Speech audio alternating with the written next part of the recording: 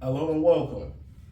So, I know this is a little bit different from my normal content, but I wanted to try something a little bit different. Uh, I think most of y'all know that I love hip hop, and as you can see from the various albums here today, I am a fan of Jermaine Cole and his most recent work, The Fall Off, dropped approximately a week and a couple days ago. It's a large double disc project, 24 tracks, 12 songs for each disc. And I want to kind of give my takes on it because I feel kind of like most of the takes that are out there don't really don't really encompass or hit on quite how I feel. So while there's a few takes out there of varying degrees, um, I'm gonna try my best to break this album down a little bit, highlight a few standout songs, and really just get my thoughts on this album. First thing I want to get out of the way is I feel like a lot of people are debating: is this a classic? Is it not? And I'm gonna say this: I feel it's too soon. I don't feel many albums can be bestowed classic status like right out the gate. You know, in terms of this album and its feel, it's very similar to this album, which is For Your Eyes Only. To me, For Your Eyes Only, I think it's J. Cole. Well, prior to this, I think it's J. Cole's best project. Um, is this better than For Your Eyes Only? I've been debating on that. I think it might be. That's just me. But I've always been a little bit different than the crowd in terms of my musical talents and tastes. I know a lot of people, some people argue J. Cole has multiple classics. Some people argue that J. Cole doesn't have a classic album. A lot of people say this is his best album. I don't think it is. And that's just me. But I also, as somebody that's from the Southeast, I'm from South Carolina. Fayetteville is like 3 hours, like a 3 hour drive from my hometown, and the region is very similar. So I think maybe there's some regional taste in there, dialect and expression that maybe certain folks from different regions of the country don't quite resonate with as much. But I absolutely love this album. I'm just gonna keep it 100. Absolutely love this album. Like I said, there are 24 tracks, so there's a lot of music. I'm gonna touch on just a few songs, and I'm gonna try to keep myself situated because otherwise I will actually say something about all 24 tracks, and I don't want this to be like a 2 hour long video. So the album starts off with an amazing intro. It's a country music song, Carolina on My Mind. And it's a little snippet of it, and you hear people kind of rustling outside of, it sounds like outside of a club, and it ends with a few shots letting out, and then it goes into like the song 2-6. And it, I love 2-6. I love this 29 a bit more than I like this 39. Just to give a little bit of backdrop with this album, the first disc is supposed to be speaking to him at age 29 and, be emblematic of things he was going through at that time, his experiences at that time, and same thing with this 39. This 39 is supposed to be him at 39, 10 years older. Both of them are kind of reflecting on them coming back home. This 29, you can kind of get the feeling that it's like, yo, I left the Ville. There's not much for me back in the Ville, and I don't I don't really see myself coming back here much type of vibe. Whereas this 39,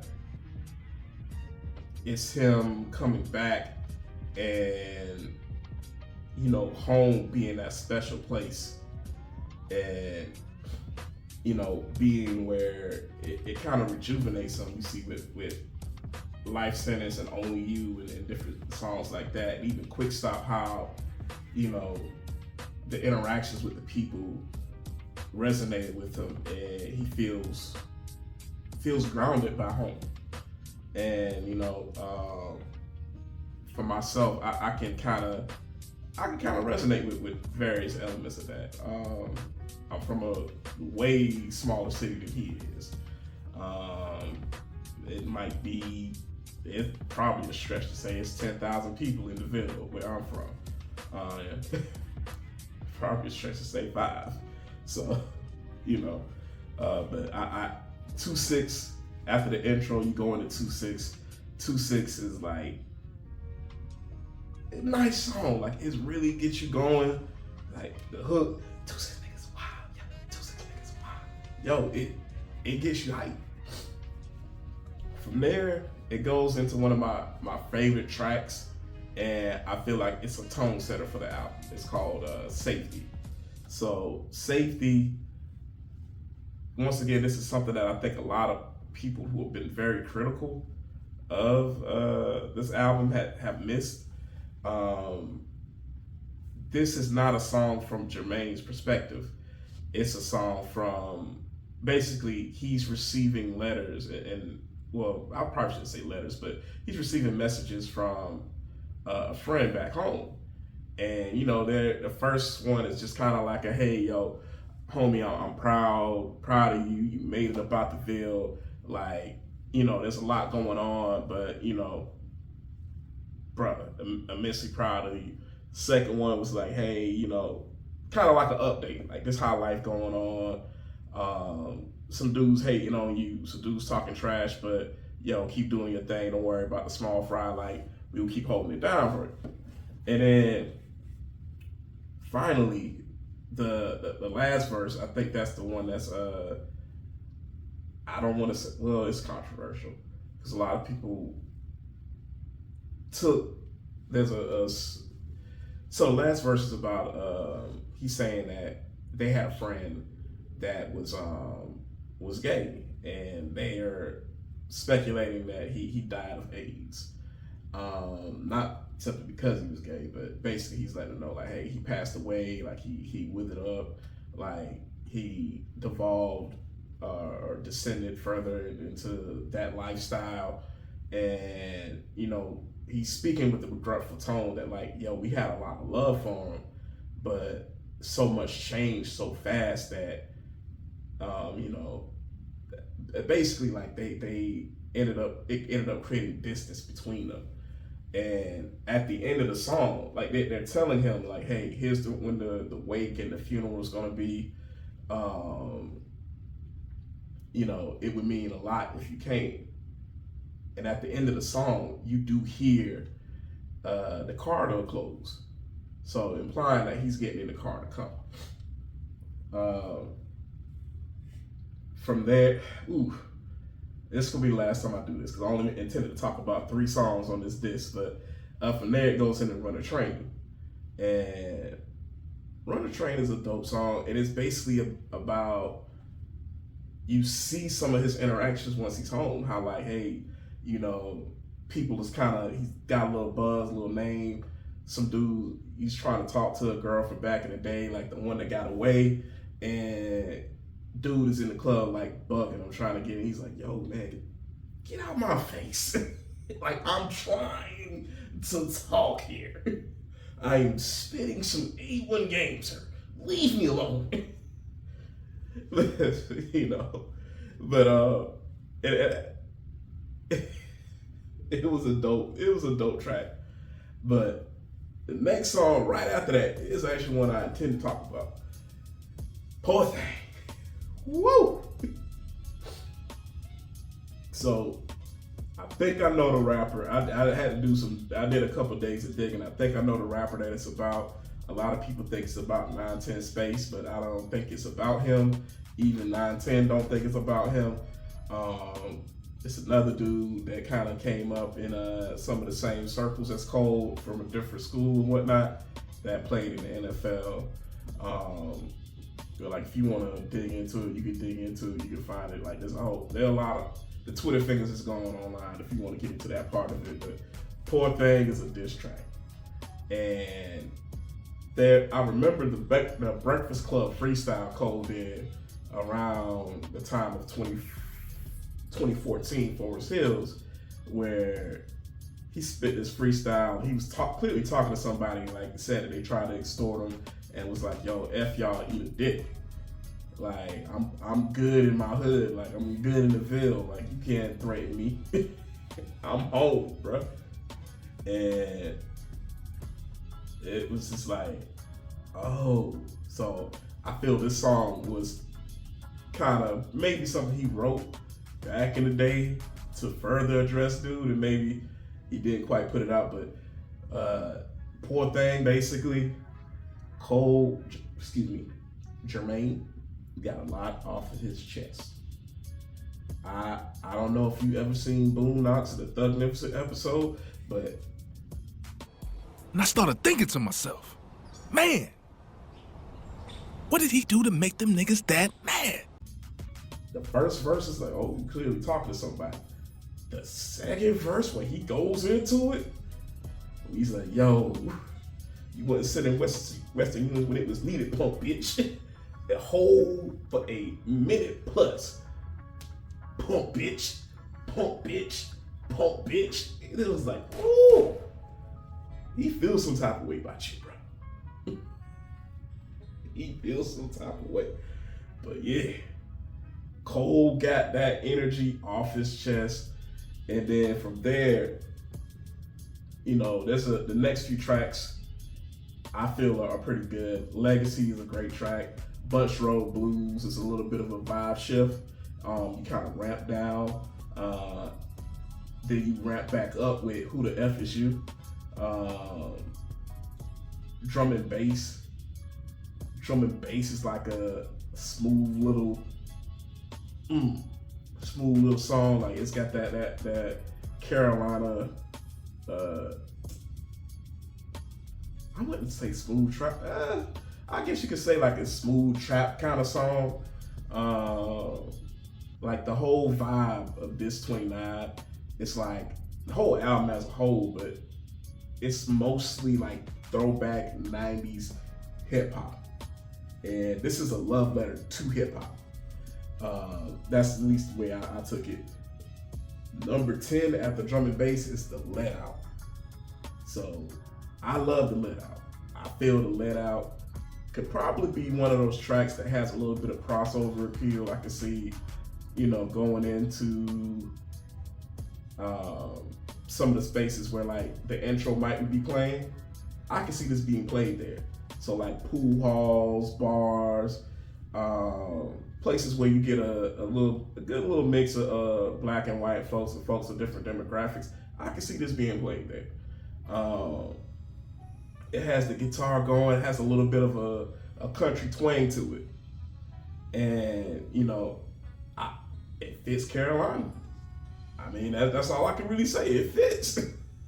Like going out to certain places back home, even in the big cities. Well, we don't really got that big of cities, but even in the cities like Columbia and Charlotte and whatnot, like, there's places where you'll get exactly that type of vibe.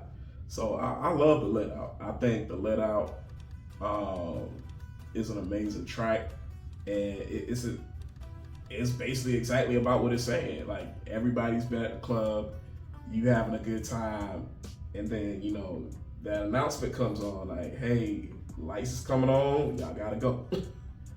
And basically it's about, essentially this one, if I'm recalling correctly, Cole meets another girl, she's talking to him, and then like clockwork, somebody got some static, and they go to the trunk, pop the trunk, and you know what happens when that happens. From there, you got Bombs in the Ville, a nice track and it circles around at the end to where he's having a hypothetical call with his past self. So I took it as Cole 39 for the second disc is talking to Cole from 29, and he's showing him life and what some things, how some things will go, and just kind of giving himself a pep talk, which I thought was really dope. And then you got the bonus track, Lonely at the top. From there, this 39 has its own intro, which starts off kind of chill, and then it kicks up into up tempo, and then it goes off into what was actually the first song released for this. At the time, it was known as Disc 2, Track 2, but here it's called The Fall Off Is Inevitable. And I'm not gonna spend a whole lot of time on it. I think we've all heard it at this point. It's the one where he's rapping life backwards, where he starts at his funeral and goes all the way back to before his conception. So I thought it was an immaculate track. I loved it. A lot of people compared it to Nas's Rewind, which, given how they execute it, I don't see it as him trying to copy that, but rather giving his own, doing his own thing. But I definitely see the inspiration there. From there, you got The Villains, which that's the one track that I am not feeling on this entire project out of the 24. Yeah. Then my next favorite track, I think I identify more with Disc 29 and songs that kind of got that energy because of where I'm at in my life. But Old Dog has PD Pablo, and not only that, but Old Dog also flips the beat a different way. Who the F is You and Old Dogs have the same beat. There's a couple elements that are changed, but the strings, the bass line, it's the same beat. It's dressed up slightly differently. But he has P. Pablo come in and do the hook, which P. Pablo, one of the first big rappers I can remember, at least right off the top of my head, to make from one of the Carolinas. So I thought it was dope. I thought it was a dope little get up type song for a bit. Then from there, you got Life Sentence, which is a little bit of a slower song about family and relationship. Only You is one of those songs I've been kind of waffling back and forth a little bit on. I like the experimentation of it.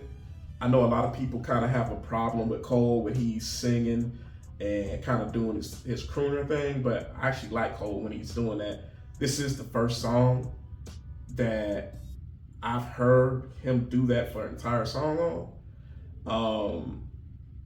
It's a song about mundanity, and I get it, and at times I like it. I guess it might be the track placement. Maybe it's like I don't feel it's a bad track. I don't feel it's a great track. Like, if I had to rate it, I would give it like a 7 out of 10. Good, solid track.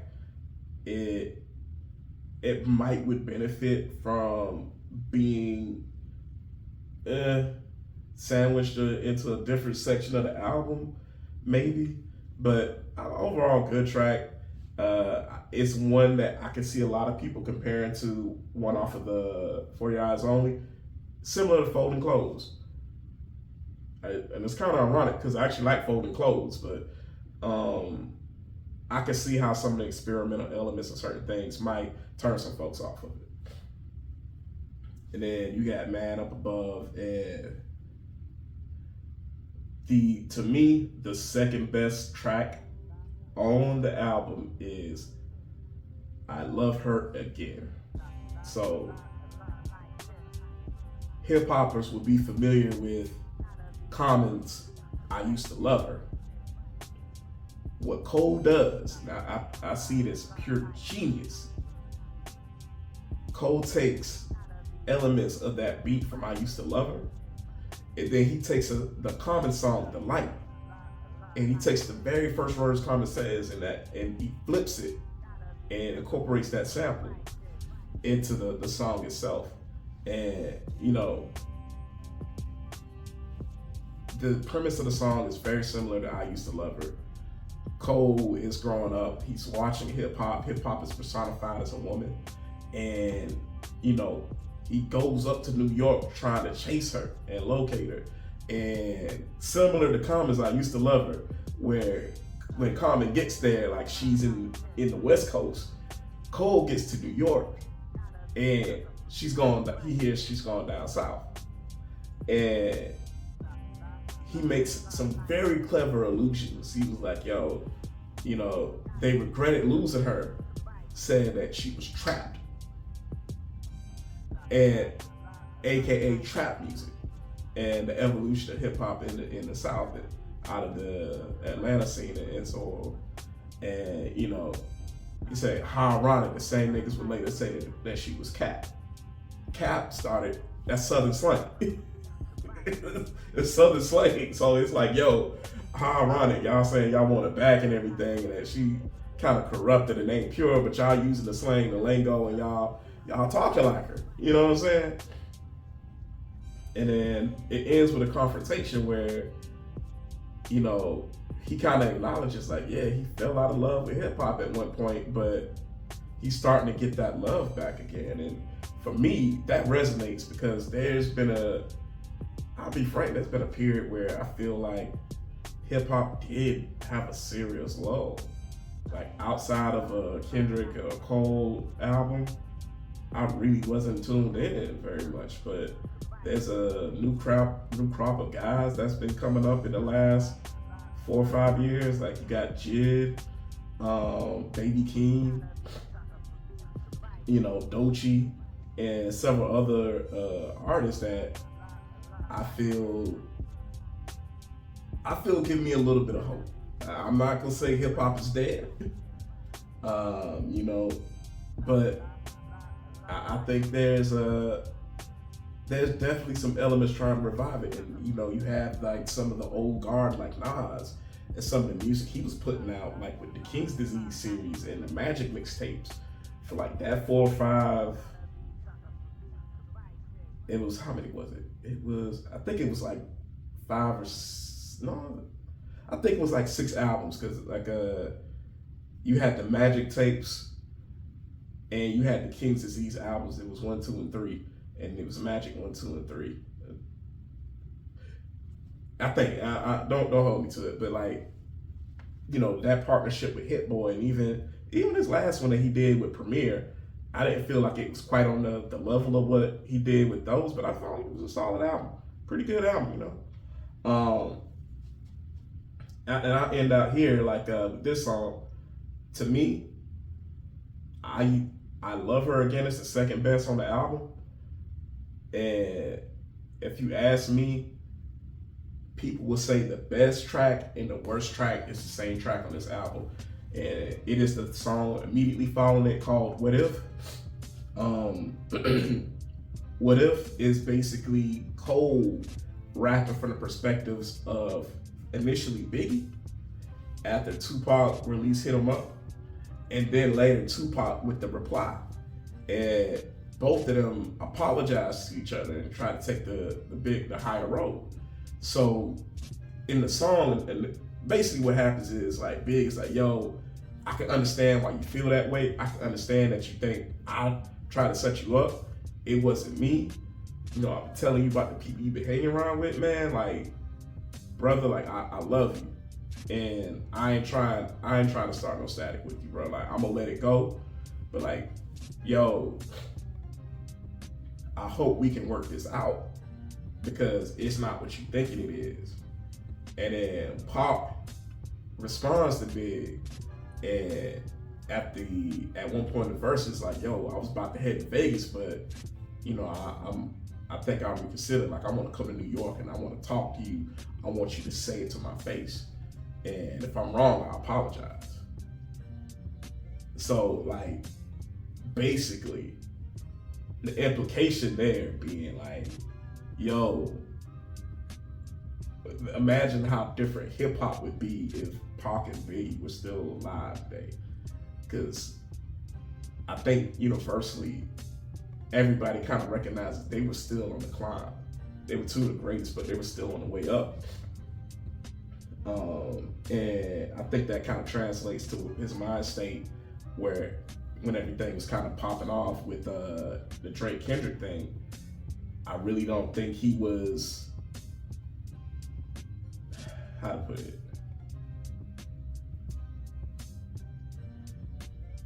I think with Cole, when he's talking his talk, he's talking about like, hey, yo, on the wax, bar for bar, he feels he can out-rap anybody. And you know what? I don't think there's too many that can get him. What it turned into with all the sniping and whatnot, and that conversation that was had at Dreamville preceding him coming out and apologizing, where Schoolboy Q basically told him like, yo, Kendrick don't really got static with you. Kendrick got some real beef with Drake. This isn't some competition shit like how you're seeing it. They really don't like each other, bro. And Schoolboy Q kind of let him know where this thing was kind of going. And I think he was right to kind of remove himself from that, because, you looking for a little back and forth, like, hey, let's put out and see who got the better music, and they going to war. Like, that ain't what he was on. And I see some people talking about it's hypocritical for you to be talking like that in What If, but you got Poor Things on the same album, which to that I would simply say, like, we've all evolved with time. And I think that is the contrast, honestly. I don't think Cole is directly trying to diss that dude that he had that beef with today with Poor Things. But I do think that's the type of time he was on back then. And What If is the type of time he's on now. So I think that is a point of contrast. I could be wrong. I know Cole has some AMAs and different things. So, somebody could ask me in the AMA, you could be like, hey, fuck that nigga today. So, hey, it could be. It could be. But, that's how I see it. And the last few tracks that goes out with, I feel are pretty solid. Quick Stop is really good. Whole World's Ville is good. Ocean Way is solid. Overall, if I had to score the album, I would say this. I'm going to give it 2 scores. So I'm a Cole fan. I'm somebody who his music really resonates with. And in particular, I'm a later Cole fan. So For Your Eyes Only, The Off Season, that's really, like, to me, that's my favorite Cole. Not that I don't have appreciation for the other versions of him from early in his career, but, excuse me, I would say from a fan's perspective, because I feel this was an album made for fans. This was an album that Cole wanted to make. This was like, I'm not going in here trying to sell 1 million records.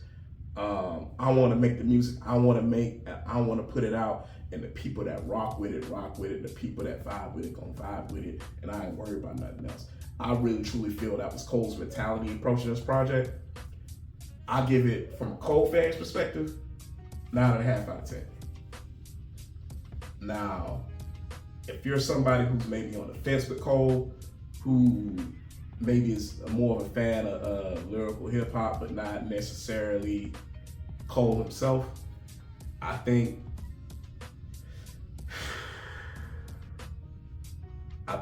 The Villas, Only You, and those you probably definitely gonna have a bit of an issue with. What If, possibly, depending on how you see it with the apology, and even possibly The Let Out as well, because The Let Out, even though I dig it and I love it, he does a good bit of singing on that one, and I can see some folks being maybe not being the biggest of fans. So I feel like there's a good solid 4, maybe 5 tracks that you might not be vibing with if you're not a Cole fan. Overall, I would say you probably would, if you're not a Cole fan, you probably give this album about an 8. You probably feel like it's a really good album, and you probably feel like it's maybe 4 or 5 songs too long, which I can honestly say, giving this a double disc, and me personally, like 24 songs is a lot of music. The Village for me is the only skip on this record, for me. So I think it's something personal because I hate that beat that he goes over on the Village, and it just takes me out of it. I can't even really get into what he's saying like that. So for me, this album's amazing. It's a personal classic for me. Whether or not the world will come to judge it and revere it as such, I think time will tell. And if this is his last studio album, what a way to go out. He went in and he rapped his ass off for 24 tracks. And all I can say is, yo, Cole, if you somehow see this, mad respect, man. I think it's been a good career. And, I think that's something probably worth discussion, maybe a follow-up. But overall, great album, great discography, But that's it for me. Comment down below, share your thoughts if you've had the opportunity to check it out and give it a few spins, because the album does grow on you. It takes a couple spins for it to kind of land. But let me know your thoughts down below. Peace. I'm out. Have a good week.